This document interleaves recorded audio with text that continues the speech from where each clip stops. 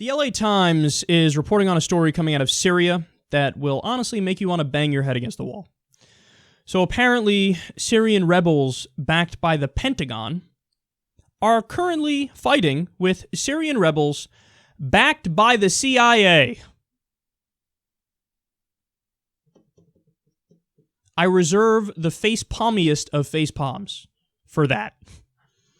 So that means that America is quite literally on two sides of this war at the same time. That's a debacle, that's a quagmire if I've ever seen it. They say a CIA-armed militia called Fursan al-Haq, or Knights of Righteousness, was run out of the town of Maraya, about 20 miles north of Aleppo, by Pentagon-backed Syrian Democratic forces moving in from Kurdish-controlled areas to the east. All right, so let me put this in perspective for you a little more. One side that we're arming is about 80% Kurdish, and at this point, about 20% Shia. And they're backed by the Pentagon. Now, let me pause because I know a lot of you are like, wait a second, the Kurds are Sunni, but they're fighting alongside Shia? Yes, they are.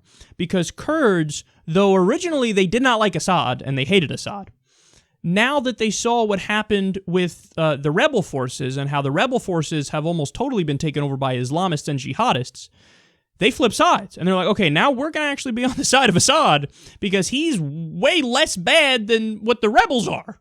So Kurdish forces, Sunnis, are now fighting alongside Shia, and they're backed by the Pentagon, and their whole purpose is to fight ISIS.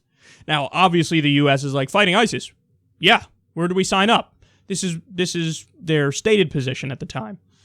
But now on the other side, along with ISIS and Nusra is, of course, Al-Qaeda in Syria. They're rebels. They're fighting against the Assad regime and these Kurdish forces.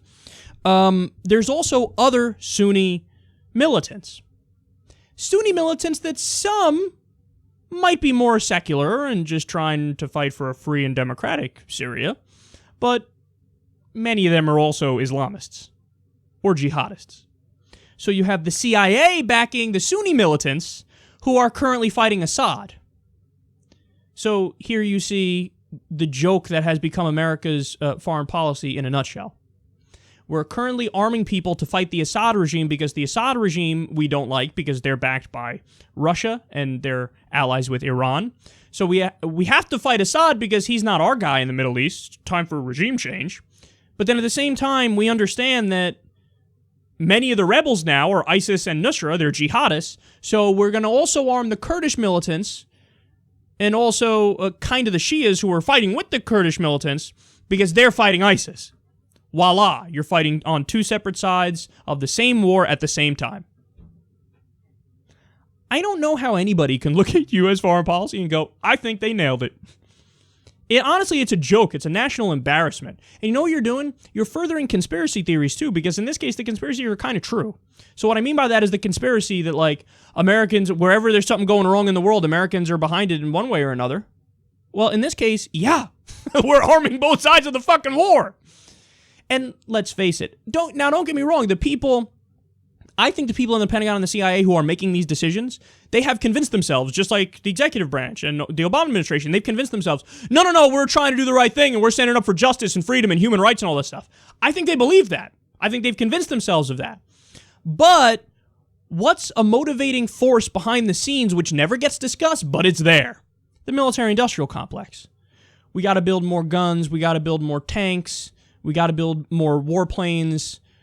We gotta sell it. You know, we got these no-bid contracts with these people. We got tanks sitting in the middle of Nevada right now. Nobody's bought them. We got to sell them. We got to, get them out. And then it just so happens, oftentimes, you're either selling to tyrannical regimes or you're selling to two sides of a war that's going on. This makes me, honestly, embarrassed to be an American when I read this stuff. Because I want to tell people that's not representative of the people of America. That's representative of an imperialist government that's, tripping over itself because of its own perverse incentives that push them in this direction. This does not represent all Americans in any way.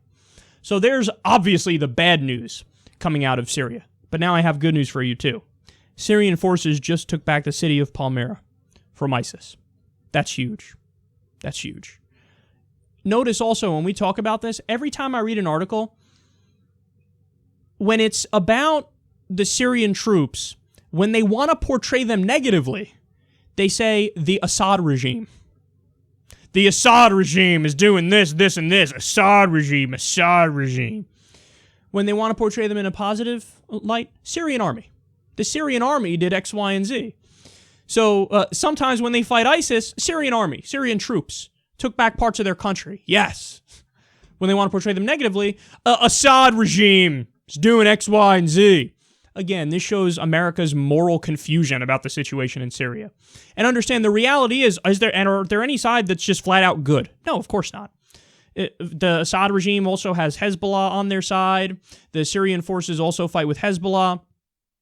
They've done horrible things. I'm sure they've committed war crimes, no doubt about it. But the rebels are mostly Islamists and jihadists. And when you talk about the least bad option, well, I kind of look at it like I looked at Iraq, where Saddam Hussein was horrible. There's no denying that. He's a brutal dictator. He's an authoritarian strongman. But would I have rather had him stay in power so that we don't have ISIS rise up and fill the vacuum? Yeah. Yeah. Same thing with Assad, who, he's also a Ba'athist, by the way, which is like Arab socialism. So he's a Ba'athist.